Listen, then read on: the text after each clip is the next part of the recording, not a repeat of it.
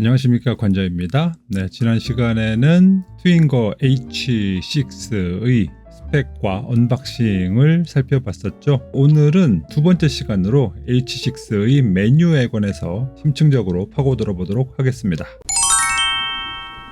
먼저 최초 기동 시간 한번 체크해 보죠. 전원 버튼을 누르고 나서 초기 메뉴가 뜰 때까지 약 34초 정도가 걸리는군요. 초기 기동 시간이 상당히 빠른 편입니다. 뭐가 빨라? 옛날에 무슨 10초 때도 있었잖아. 예, 그쵸. 근데 그거는 깡통 프로젝터였었고, 지금 이 H6 같은 경우에는 안드로이드 OS를 탑재를 하고 있잖아요. 그래서 초기 OS 기동 시간이 분명히 소요가 되기 때문에 사실은 이 정도면 되게 양호한 편입니다. 어떤 프로젝터 같은 경우에는 1분 이상 걸리는 것도 사실 있거든요. 자, 이제 보여드릴 건 수직 오토 키스톤 기능을 보여드릴 거예요. 사실 이 수직 오토 키스톤 기능에 대해서는 어디에도 언급된 바가 없습니다. 심지어는 상품 설명 페이지에도 언급된 바가 없거든요. 근데 제가 우연히 발견을 하게 된 거예요. 이거 보실래요? 초기 기동을 하고 나서 프로젝터를 아래 위로 움직여 보면 수직 키스톤이 자동으로 맞춰지는 거예요. 어떻게 이럴 수가 있지? 전 진짜 신기하더라고요. 왜냐? 보통 오토 키스톤을 하기 위해서는 오토 키스톤 센서가 따로 있거든요. 그래서 화면의 비율을 기계가 인식을 해서 직사각형으로 만들어주는 프로세스가 있기 마련인데, H6 같은 경우에는 어디에도 화면을 인식할 수 있는 별도의 렌즈 같은 것들이 겉에 보이는 게 없어요. 오직 있는 거라곤 적외선 센서밖에 없었거든요. 그래서 이게 어떻게 가능한가 싶은 생각이 지금도 사실은 좀 들어요. 화면 비율을 감지하는 센서가 이 프로젝터에 좀 내장이 되어 있는 건가 싶은 생각도 드는데, 어쨌든 이렇게 잘 맞춰줍니다. 신기합니다. 한 가지 유의하실 점은, 이건 지금 초기 화면에서만 이렇고요. 손을 안 댔을 때 이런 건데, 키스톤 조정을 하고 나면 조정이 된 키스톤 값으로 고정이 되기 때문에 수직 오토 키스톤은 작동을 안 하는 것 같더라고요. 그 점은 유의를 하시고요. 자, 그럼 이제 본격적으로 메뉴를 한번 살펴보도록 합시다. 먼저 세팅인데요. 우리가 방금 전에 수직 오토 키스톤 살펴본 김에 먼저 화면 조정부터 해보죠. 그래서 맨 처음에 메뉴로 나와 있는 프로젝션 세팅으로 들어가 보시면, 먼저 인스톨레이션 모드는 실제로 프로젝터가 어디에서 투사를 하고 있느냐에 따라서 화면의 방향을 바꾸어 주는 것을 말하는 것이고요. 늘상 있는 것이죠. 그리고 이 스태블리스 줌 같은 경우에는 축소 줌을 말하는 것이죠. 그래서 한 70%에서 80%까지 디지털 줌으로 축소가 되는 것 같습니다.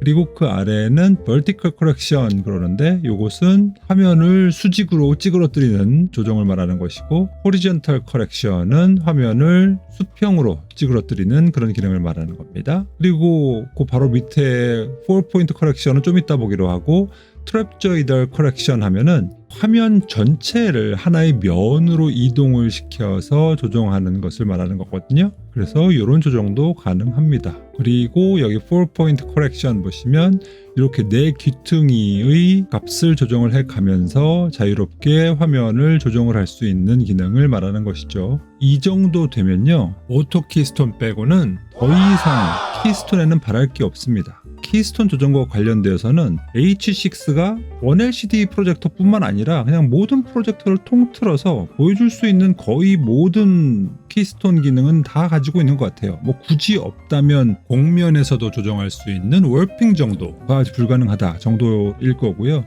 이 가격대에서는 더 바랄 것이 없는 최고의 키스톤 성능을 보여줍니다. 다음에 바로 옆에 네트워크 세팅이 있는데요. 여기서는 집안에 있는 와이파이 네트워크에 프로젝터를 연결을 하는 과정을 말하는 것이죠. 어베일러블 네트워크스를 보시면은요, 5GHz 대의 AP는 보이지 않습니다.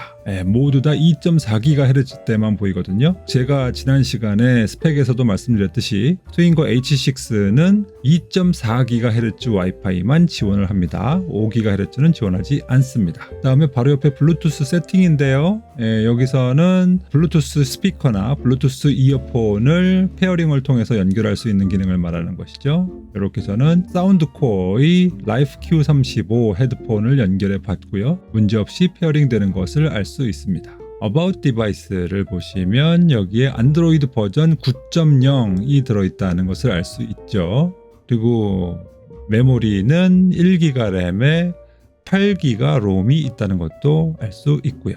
그리고 맨 아래 보시면 시스템 업그레이드가 있는데요. 네트워크가 연결이 되어 있으니까 당연히 온라인 업데이트가 가능하지 않을까라고 생각을 하기 쉽지만 아닙니다. USB에 별도의 업그레이드 파일을 넣어가지고 실행을 시켰을 때에만 업그레이드가 가능합니다. 그래서 현재는 업그레이드 파일이 없기 때문에 더 이상 업데이트를 할 수가 없다라는 메시지가 뜨죠. 이렇게 설정을 해 놓으면 기본적인 세팅은 끝나게 됩니다.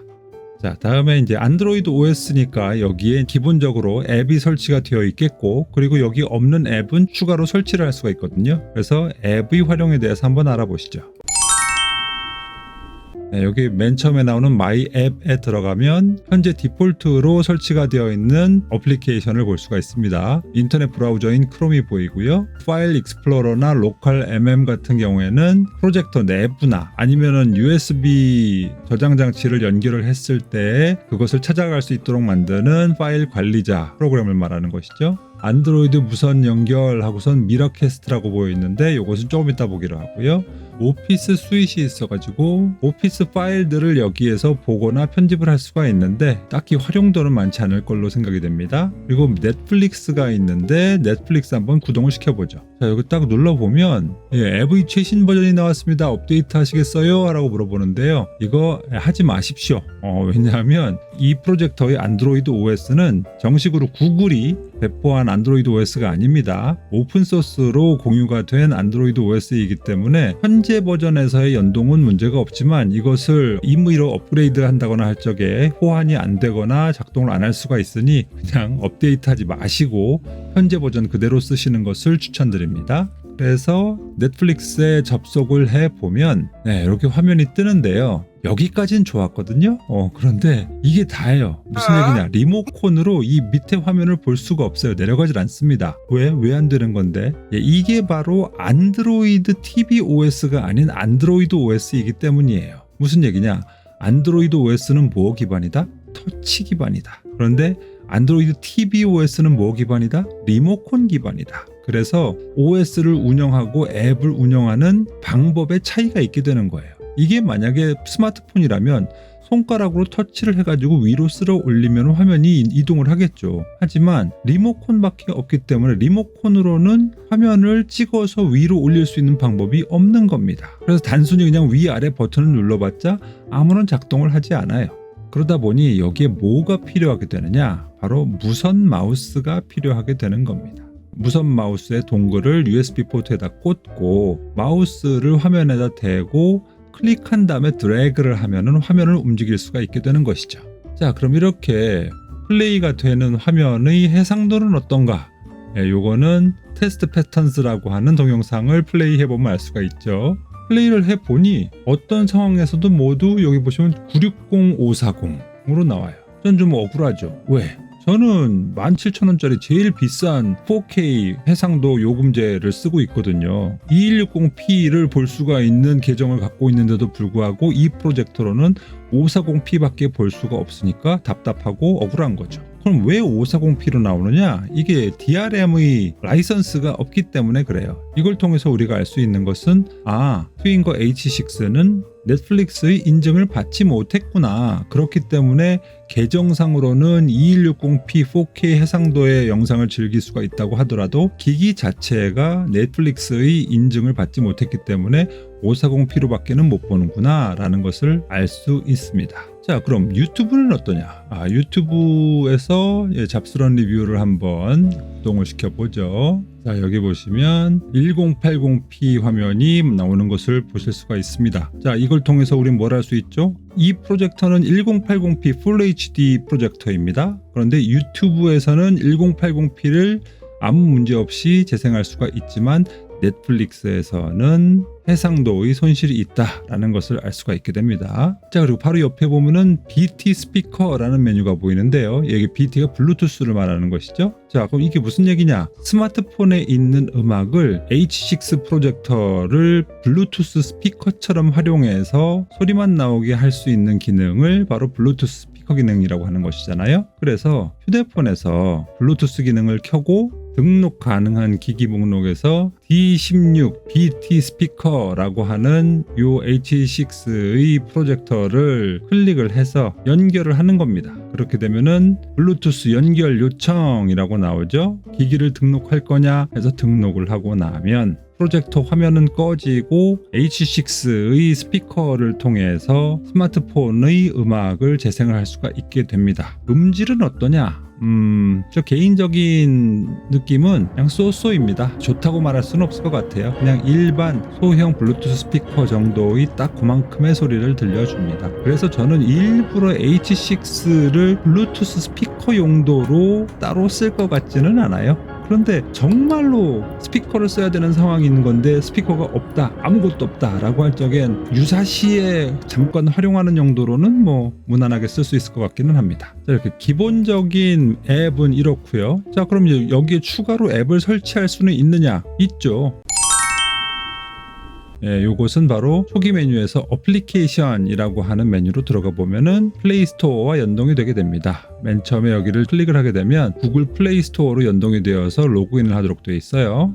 로그인을 하고 나면 이렇게 다양한 앱들을 설치를 할 수 있게 됩니다. 그래서 설치를 해봤는데요. 저는 참고로 넷플릭스와 디즈니 플러스 그리고 쿠팡 플레이의 계정을 가지고 있고 웨이브나 티빙은 계정은 있지만 돈을 안 내서 예고편 정도만 볼 수 있는 수준이고요. 애플 TV나 왓챠 같은 경우에는 아예 회원 가입도 안 되어 있는 그런 상황입니다. 그래서 테스트를 해보니까 웨이브나 티빙, 왓챠, 애플 TV 모두 동영상을 보거나 하는 데는 문제는 없었습니다. 그런데 쿠팡 플레이가 문제예요. 쿠팡 플레이를 설치를 하잖아요. 그래서 열기를 누르면요. 갑자기 띵 떠요. 지원되지 않는 기기입니다. 보안상의 문제로 루팅된 기기에서는 앱을 실행할 수 없습니다. 다른 기기에서 시도해 주세요. 라고 뜹니다. 즉 쿠팡 플레이 앱은 설치는 할 수 있을지언정 이것을 구동시킬 수가 없다. 그래서 H6에서는 이용이 불가능하다라는 것을 알 수가 있습니다. 근데 디즈니 플러스는 어디 있어? 디즈니 플러스 없습니다. 그래서 이것은 따로 사이드로딩 방식으로 디즈니 플러스 APK 파일을 구해가지고 USB를 통해서 따로 설치를 해주어야 됩니다. 요거는 조금 이따 보여드리도록 하고요. 자, 그리고 이렇게 앱스토어 들어온 김에 제가 항상 디폴트로 설치를 하는 프로그램을 알려드릴게요. 일단 G보드 앱을 필수적으로 설치를 하셔야 됩니다. 왜냐? 지금 여기에 있는 모든 OS의 기본 키보드는 안드로이드 기본 키보드거든요. 여기에서는 한글이 지원이 안 돼요. 그래서 G보드 앱을 따로 깔아야지만 한글 사용이 가능합니다. 그리고 이렇게 설치를 하고 나서 설정에 가서 키보드를 G보드로 바꾸어 주어야만 한글을 가상 키보드로 사용할 수 있게 되는 것입니다. 그리고 두 번째로 제가 필수로 까는 앱은 MX 플레이어입니다. USB 메모리에 동영상을 넣어서 플레이를 시킬 때는 이 MX 플레이어가 아주 유용하게 쓰일 수가 있습니다. 왜냐하면 자막 때문이죠. 한글 자막을 아무 문제 없이 재생할 수 있는 MX 플레이어는 그래서 설치 필수 앱이라고 하겠습니다.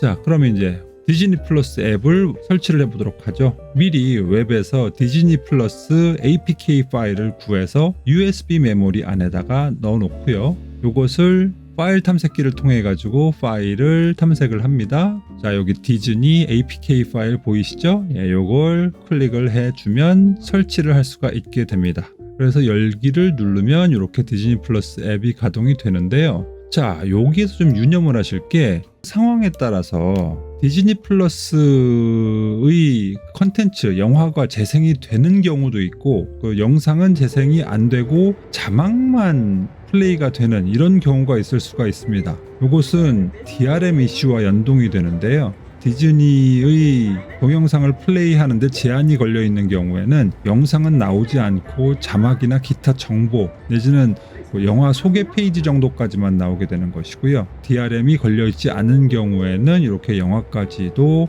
재생이 됩니다. 요건 그래서 복불복인 것 같아요. 저 같은 경우에는 초기에는 이렇게 영화가 안 나오다가 어느 순간부터 갑자기 또 영화가 나오더라고요. 그래서 이건 좀 신기하다 싶었습니다. 그래서 디즈니 플러스도 그때그때 상황에 따라서 제약이 있을 수 있겠다라는 생각이 들었어요. 그리고 앱을 설치한 김에 DRM 인포 앱도 한번 설치를 해보죠. 이것은 바로 트윙거 H6의 DRM 라이선스 현황을 알 수 있는 앱이죠. 여기 설치를 해보면 시큐리티 레벨 하면 L1이라고 쓰여 있죠. 이게 뭐야? L1이면 레벨 1이면은 이거 인증 받았다는 것 아니야? 아, 그렇죠. 구글로부터는 인증을 받은 상태라고 할 수가 있겠습니다.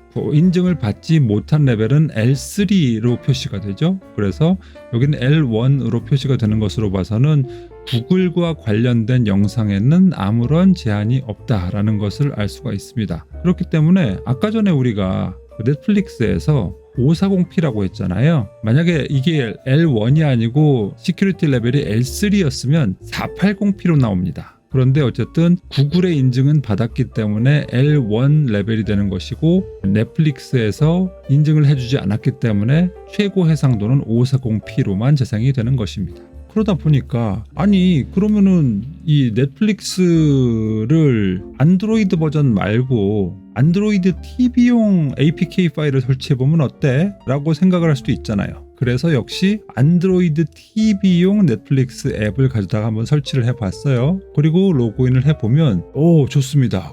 이제는 리모컨을 가지고 이렇게 이동을 해서 영화를 선택할 수가 있어요. 좋습니다. 자, 이런 문제 해결인가? 아닙니다. 실제로 영화를 재생을 딱 해보면 죄송합니다. 회원님의 계정은 이 디바이스에서 이용할 수 없습니다. 라고 뜹니다. 즉 안드로이드 OS에 안드로이드 TV용 앱을 깔아봤자 정상적으로 작동을 하지 않는다는 것이죠. 그래서 이 H6만을 운영을 하실 적에는 마우스를 꼭 연결을 하셔서 쓰셔야 되겠다라는 말씀을 드립니다.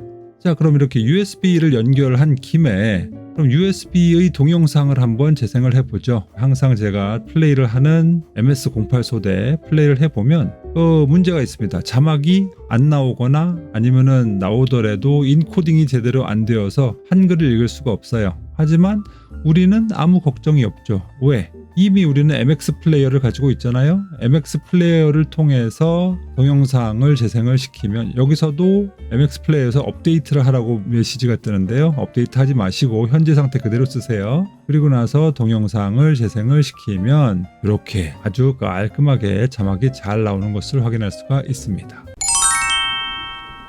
자, 다음에는 미러링이에요. 자, 메뉴에서 프로젝션 스크린이라는 메뉴가 있죠. 요거를 클릭을 하면 내 기기 이름, 스마트폰하고 미러캐스트 연결을 기다리는 중 뜨거든요. 여기서 만약에 갤럭시 사용자라고 한다면 스마트 뷰 기능을 켜시면은 이 기기와 연동을 하실 수가 있습니다. 여기에 연결 가능한 디바이스 목록에 스마트폰이라고 나오죠. 요거를 터치를 하고 지금 시작하고 터치를 하면 연결 중 하면서 딱 연결이 된 것 같은데 뭐야 이거 왜 이래? 그냥 먹통이 돼버렸어요. 분명히 내 스마트폰에는 미러링이 연결이 됐다고 나오는데 화면에는 나오지 않습니다. 너 혹시 네트워크를 다르게 쓴 거 아냐? H6 프로젝터는 2.4GHz로 연결이 되어 있는데 네 스마트폰은 5GHz로 연결되어 있는 거 아냐? 혹시나 싶어서 확인해 봤는데 같은 주파수 대역으로 맞춰놔도 되지 않습니다. 요것에 대해서 제가 트윙거 쪽에다가 문제를 좀 제기를 했고요. 보니까 지금 OS 내부에 어떤 소프트웨어 충돌이 있는가 봐요. 그래서 요것은 현재 개선 중이라고 합니다. 그래서 뭔가 향후에 펌웨어 업데이트 같은 것으로 문제가 해결이 될 수 있지 않을까 싶은 생각이 드네요. 요 점은 지금 현재 상태로는 좀 아쉽습니다. 근데 사실은 저는 그렇게 크게 아쉽지는 않아요. 왜냐하면 제 방송을 쭉 지켜보아 오신 분들은 아시겠지만 저는 사실 이렇게 안드로이드 OS 내장 프로젝터를 별로 선호하지 않습니다. 쓴다고 하더라도 키스톤 정도만 쓰지 직접 이렇게 OS를 통해서 네트워크에 연결을 해가지고 앱을 직접 운영하지 않습니다. 저는 주로 그 외장 OTT 박스를 HDMI 포트에 연결을 해서 씁니다. 그래서 뭐 구글의 크롬캐스트 위드 구글 TV나 아니면 호메틱스 박스 Q나 아니면 파이어스틱 4K 뭐 이런 거를 직접 HDMI 포트에다 연결을 해서 OTT 박스에서 소스를 받아서 이용을 하고 있기 때문에 사실은 저는 이 H6의 내장되어 있는 앱을 쓸 일은 뭐 거의 없습니다. 그냥 뭐 USB에 저장된 동영상 재생용도 요 정도 외에는 사실은 쓸 일이 없습니다. 여러분들께도 그 방법을 추천드립니다. 왜냐하면 구글이나 넷플릭스로부터 공식 인증받은 OTT 박스를 쓰시게 되면 미러링에 제한이 있다거나 아니면 뭐 아까 전에 넷플릭스처럼 해상도에 제한이 있다거나 이런 것이 전혀 없거든요. 그래서 원활하게 동영상을 이용을 하실 수가 있기 때문에 저는 H6에도 외장 OTT 박스를 연결해서 쓰시는 것을 강력하게 추천을 드립니다. 야, 뭐 이건 메뉴만 소개했는데도 벌써 이렇게 시간이 지났군요. 예, 그럼 오늘은 이 정도로 정리를 하고요. 다음 시간에는 트윙거 H6의 성능 그리고 추가로 발견된 장단점에 관해서 마지막으로 정리를 해보도록 하겠습니다. 자, 오늘도 괜찮았다. 트윙거 H6에 대해서 아주 좋은 정보를 많이 얻었어. 괜찮았어. 라고 생각이 되시면 구독, 좋아요, 알림 설정 부탁드리겠습니다. 저는 그럼 또 다음 시간에 찾아뵙도록 하겠습니다. 감사합니다. 누구냐 너? 남자